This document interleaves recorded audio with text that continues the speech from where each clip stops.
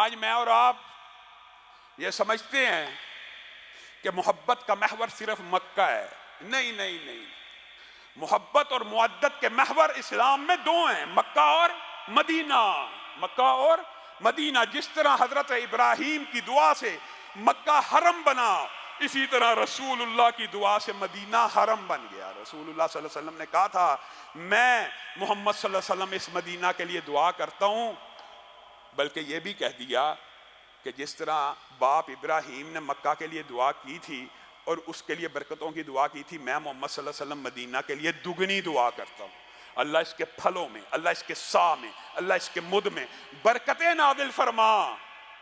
حتیٰ کہ مدینہ کی جو حرم ہے، رسول اللہ صلی اللہ علیہ وسلم نے اس کا احترام مکہ کی طرح فرض کیا. کیا کہا؟ یہ بھی حرم ہے، عیر اور سور کے مابین یہ بھی حرم ہے. مدینہ منورہ کو حرم بنایا. بعض لوگوں نے سمجھا شاید یہ تمثیلی حرم ہے. رسول اللہ صلی اللہ علیہ وسلم نے واضح کیا کہ یہ عینی طور پہ حرم ہے. کیوں؟ کیا کہا؟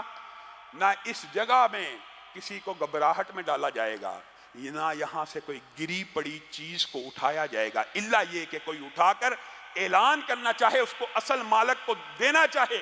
نہ یہاں پہ شکار کیا جائے گا، نہ یہاں کے جانوروں کو بھگایا جائے گا. میں محمد صلی اللہ علیہ وسلم مدینہ کو اسی طرح حرم قرار دیتا ہوں جس طرح مکہ کو میرے باپ ابراہیم نے حرم قرار دیا. اور کیا کہا؟ المدینۃ خیر لہم لو کانوا یعلمون.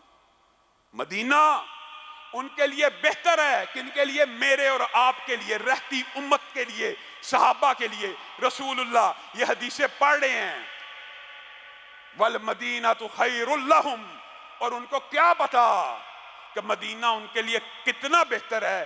مدینہ ایک ایسی رہائش گاہ ہے جو جان بوجھ کر یہاں سے نکلتا ہے، اللہ تعالیٰ اس کے بدلے میں اس سے بہتر بندہ مدینہ میں داخل کر دیتا ہے. مدینہ ایک ایسی بھٹی ہے جو اس طرح گناہگاروں اور منافقوں کو اپنے دامن سے نکال دیتی ہے. جس طرح چاندی سے میل کچیل بھٹی جو ہوتی ہے آگ کی، وہ چاندی سے میل کچیل کو بھگا دیتی ہے، مدینہ اس طرح کی بھٹی ہے. من استطاع ان یموت بالمدینۃ فلیمت بہا فانی اشفع لمن یموت بہا. اس حدیث کا بندہ کیا ٹرانسلیشن کرے بتائیے؟ من استطاع ان یموت بالمدینۃ فلیمت بہا. اگر کسی میں استطاعت ہے، استطاعت ہوتی ہے بندے میں، لیکن اللہ کے رسول ترغیب دے رہے، جس کسی میں استطاعت ہے کہ وہ مدینہ میں مرے تو اس کو چاہیے وہ صرف مدینہ میں مرے. فلیمت بہا، اس کو چاہیے صرف مدینہ میں مرے. فانی اشفع، میں محمد صلی اللہ علیہ وسلم قیامت کے دن مدینہ میں مرنے والوں کے لیے سفارش کروں گا. اسی طرح بقیع میں دفن ہونے والوں کے لیے سفارشیں ہوں گی. متعدد حدیثیں. مدینہ کے اندر جو استطاعت رکھتا مرے، وہ مدینہ میں مرے. میں محمد اس کی صلی اللہ علیہ وسلم سفارش کروں گا. یہ حضرت عمر نے یہ باتیں سنی ہوئی تھی. کیا دعا کیا کرتے تھے؟ اللہ تعالیٰ شہادت کی موت دے. کہاں پہ؟ مدینۃ الرسول میں. مدینۃ الرسول میں. صحابہ حیران ہوتے تھے کہ شہادت کی موت مدینۃ الرسول میں کیسے آنی ہے؟ شہادت کی موت تو وہ سرحدوں پہ آنی ہے، جہاد میں آنی ہے. جب نکلیں گے باہر سرحدوں پہ جا کے لڑیں گے، امیر المومنین وہاں پہ جاتے نہیں ہیں، اور مدینہ کے اندر شہادت کی دعا کرتے ہیں. لیکن اللہ تعالیٰ نیت دیکھتا ہے.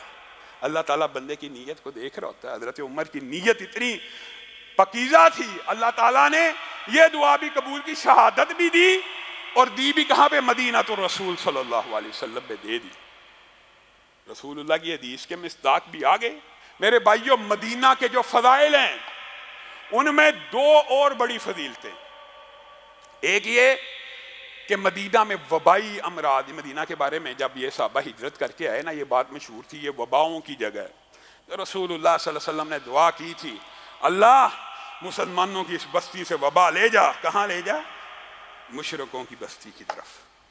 اور یہاں پہ دعا کی جائے کفار کی طرف وبا لے جاؤ، ان کو تکلیف ہو جاتی ہے. انہوں نے ویکسین بنانی تھی، ان کے لیے بد دعا کر دی.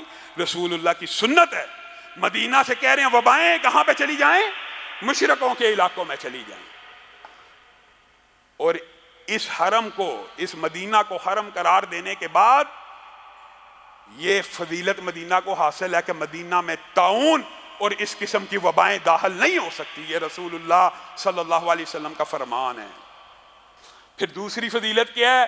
دجال پوری دنیا کا کوئی شہر اس سے محفوظ نہیں رہے گا، فقط مدینہ ایسا ہوگا جس میں داخلے کے وقت جب دجال داخل ہوگا سامنے فرشتوں کا پیرا لگا ہوگا۔ ایک بندہ آئے گا، مشہور واقعہ آپ نے سنا ہے، کبھی موقع آیا تو دجال کے حوالے سے تفصیلی آپ کے سامنے گفتگو کو رکھیں گے۔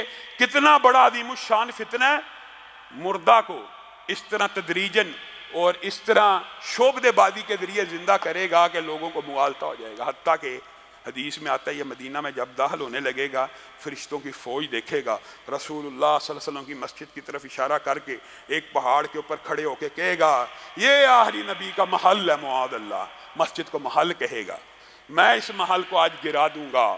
سرحد پہ داخل ہونے کی کوشش کرے گا فرشتوں کی فوج، مسلمانوں کا ایک عظیم الشان نیک انسان اس سے مکالمہ ہوگا، اس کی گردن کو اڑا دے گا، گردن کو اڑانے کے بعد اس کو دوبارہ کھڑا کرے گا، ہاں تو کہتا تھا کہ میں تیرے پہ غالب نہیں آ سکتا، میں نے تو تیری گردن تن سے جدا کی، تجھے دوبارہ زندہ کھڑا کر دیا۔